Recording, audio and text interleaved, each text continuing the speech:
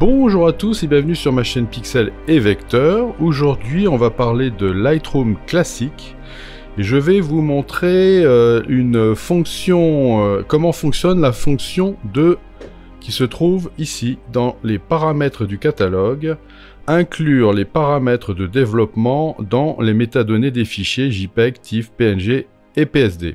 Est-ce que vous devez le cocher ou pas le cocher? Et dans un deuxième tuto, je vous montrerai aussi comment est-ce qu'il faut écrire automatiquement les modifications au format XMP. Ça sera une deuxième vidéo. Et dans une troisième, je vous montrerai aussi comment la même chose avec les données de date et d'heure. Alors, on va commencer donc par le premier. Inclure les paramètres de développement. Alors, qu'est-ce que ça veut dire ça? Ça veut dire que lorsque vous avez affaire à des JPEG, des TIFF, des PSD, des PNG, quand vous ne cochez pas cette case-là, eh bien ça veut dire que les modifications que vous allez faire dans Lightroom seront écrites sur le catalogue. Et que sur le catalogue. Ce qui est, à mon avis, largement suffisant. Mais ça veut donc dire que si vous voulez prendre un JPEG et que vous voulez l'emmener, par exemple, l'ouvrir dans Photoshop, et ben Photoshop ne va pas voir les modifications que vous avez fait donc dans Lightroom. Pour qu'il les voie, il faudra donc cocher. Et donc on va aller voir les deux parties. Alors, si je décoche cet élément-là, vous voyez, je décoche, je ferme. Et je viens prendre cette image-là et je demande de la développer. Et je vais la passer par exemple en noir et blanc. Voilà. Bon, je pourrais faire des tas d'autres choses. Je pourrais inclure des mots-clés, je pourrais faire n'importe quoi. Tout ce qui se fait dans Lightroom. Voilà, bah ça y est, c'est fait. Alors, il y a une particularité de Lightroom, c'est que il inclut donc vos modifications en flux continu. Donc, il n'y a pas besoin d'enregistrer, de faire des tas de choses comme ça. Donc, ça veut dire que normalement, si je viens ici, dans Photoshop, bah, je n'ai qu'à ouvrir donc mon image, voilà, et je devrais voir le noir et blanc. Et évidemment, non, on ne voit pas le noir et blanc. Alors, on ne voit pas le noir et blanc, mais d'un autre côté, on pourrait se dire, oui, mais attends, pour qu'on puisse voir le noir et blanc ou pas le noir et blanc, il faudrait que, dans les préférences de Photoshop, dans la partie caméra raw de Photoshop, on ait bien spécifié qu'on voudrait ouvrir automatiquement les fichiers JPEG dans Camera Raw. Alors, je vais faire les JPEG, puisque là, je suis dans les JPEG. Donc, ça pourrait être ça, le problème. Alors, j'annule ce que je viens de faire, et je recommence. Je voudrais faire ouvrir. Voilà, et je reviens prendre cette image, je l'ouvre, et non, il n'y a toujours pas de noir et blanc. Bon, alors, ok, on va se dire, donc, c'est bien ça. Le noir et blanc a été inclus dans les informations qui ont été enregistrées dans le catalogue de Lightroom. Mais Photoshop ne peut pas lire le catalogue de Lightroom. Donc, je referme cette image-là. Je reviens dans mon Lightroom, et puis pour être tout à fait juste, je vais prendre la deuxième image, mais avant, je vais donc aller changer les paramètres du catalogue, et je vais lui demander d'inclure les paramètres de développement, cette fois-ci. Ok, très bien, je referme. Et là, je vais lui dire la même chose. Je vais donc aller dans le développement, et qu'est-ce qui va se passer ici? Je vais lui dire que je voudrais du noir et blanc, voilà, c'est tout. Bon, et vous voyez qu'il n'y a toujours pas d'OK, de trucs à faire, de validation. Je reviens dans Photoshop, je lui dis que je voudrais ouvrir, et je voudrais ouvrir cette image-là. Et, bah, il se passe rien non plus. Ah, alors là, je me dis, il y a un petit souci. En réalité, non, il n'y a pas du tout de souci, c'est que vous n'avez pas dit à Lightroom que vous vouliez que ce paramètre s'applique. Et c'est là qu'il y a un petit souci, c'est que là, vous avez bien appliqué un paramètre, mais vous lui avez pas indiqué que vous vouliez qu'il soit enregistré, ce paramètre. Alors là, par contre, vous voyez, c'est la petite exception. Je vais aller dans les métadonnées, et là, je vais pouvoir lui dire d'enregistrer les métadonnées dans le fichier. Et vous voyez, le raccourci est hyper simple, c'est POM-S, CTRL-S pour les PC. Voilà, en attendant, vous voyez, qu'est-ce qu'il va me dire? Il va me dire enregistrer les métadonnées dans le fichier. Vous aurez même, là, il va vous expliquer un truc, là. OK, et je fais continuer. Voilà.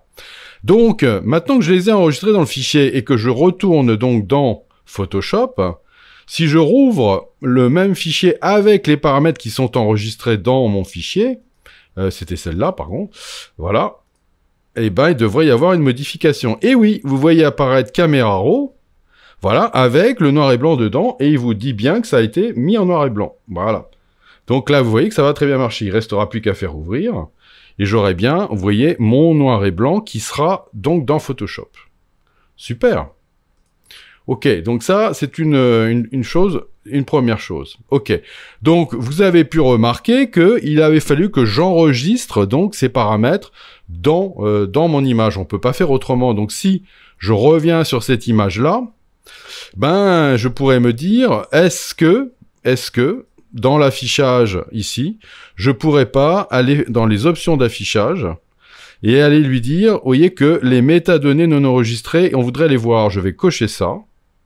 Voilà. Et à partir de là, quand je vais venir ici et que je vais lui faire une modification, alors là, en l'occurrence, je vais revenir éventuellement sur la couleur, puis je vais lui mettre complètement rose. Voilà. Et ben vous voyez que là, regardez, il me met un petit symbole qui me dit, ah là, ça n'est pas enregistré. Je clique sur le petit symbole. Il me dit, les métadonnées de cette photo ont été modifiées dans Lightroom. Voulez-vous enregistrer les modifications sur le disque? Oui, je veux les enregistrer sur le disque. Et vous voyez que là, ça a disparu. Entre parenthèses, à côté, vous voyez qu'ici, il y a eu une icône qui ressemble beaucoup, mais qui est vers la flèche et vers le haut. Et là, il est en train de vous dire, ah, mais là, vous avez modifié dans Photoshop quelque chose. Vous voyez, les métadonnées ont été modifiées en externe. Oui, alors je fais cocher ça. Et là, il va vous dire, qu'est-ce que vous voulez qu'on fasse avec cette photo-là? Vous voyez, les métadonnées ont été modifiées dans une autre application. En l'occurrence, c'était Photoshop. Voulez-vous que Lightroom importe les paramètres du disque ou qu'il remplace les paramètres du disque par ceux du catalogue? Bah, moi, je voudrais qu'il importe les paramètres du disque, en l'occurrence ici, puisque ce que je voudrais, c'est garder le noir et blanc que j'ai fait, donc dans Photoshop. Mais on pourrait faire l'un ou l'autre. Là, maintenant, ce que je vais faire, c'est que je vais retourner sur cette image-là. Vous voyez que si je fais ouvrir ici, ben, on n'a toujours pas de rose ici, mais si je double-clique pour lui dire de l'ouvrir, ben, vous voyez que j'ai bien du rose, avec la possibilité, bien sûr, de modifier là, parce que je suis dans Camera Raw, c'est l'idée, et après, éventuellement, si j'ouvre, ben voilà, vous voyez, je vais faire quelque chose ici. Et à partir du moment où je suis arrivé dans Photoshop, ici, ben, j'ai modifié mes paramètres. Je ferme, et si je reviens ici, ben, il y a des chances qu'à un moment donné, je vois apparaître, voilà, la petite icône qui me dit qu'il y a eu une modification de fait.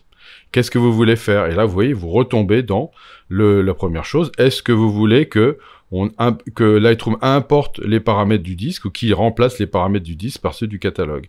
Remplacer les paramètres du disque par ceux du catalogue, ça veut dire qu'on ne prendra pas en compte les modifications qui ont été faites dans Photoshop. Voilà. Donc, à vous de voir, quoi. Donc, moi, ce que je vais faire là, donc, je vais garder liste, mais là, ça n'a pas d'importance parce qu'on n'a rien modifié du tout. Voilà. Donc, fondamentalement, est-ce que ça serait pas plus simple d'avoir les paramètres du catalogue décochés, ce qui vous permettra d'avoir, de toute façon, toutes les options de développement, donc de sauvegarder dans le catalogue, de bien sauvegarder votre catalogue quoi qu'il en soit, et quand vous faites donc un export vers Photoshop ou autre logiciel de ce type-là, bah, vous avez de toute façon une version supplémentaire qui sera prise en compte aussi et qui sera réimportée dans le catalogue Photoshop et qui donc prendra en compte les modifications que vous avez fait dans Photoshop. Donc vous aurez deux photos, l'original et la photo supplémentaire, donc je pense que c'est largement assez. Voilà, donc petite dernière chose peut-être qui pourrait être assez intéressante aussi.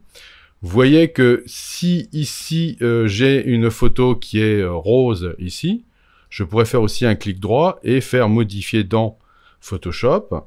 Et là, vous voyez que si je lui dis de modifier une copie avec les corrections Lightroom, et quand je vais faire modifier ici, bah, je vais avoir directement, vous voyez, le rose.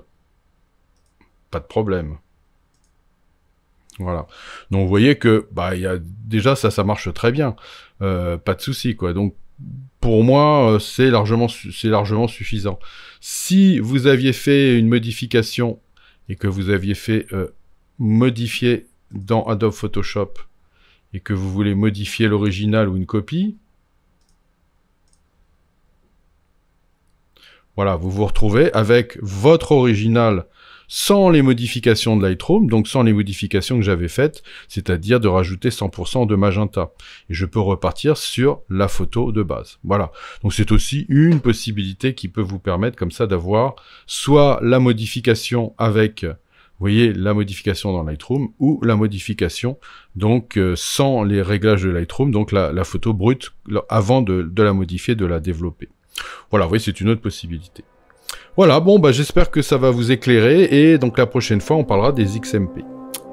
Eh bien, à bientôt pour de nouvelles aventures sur Pixel et Vecteur.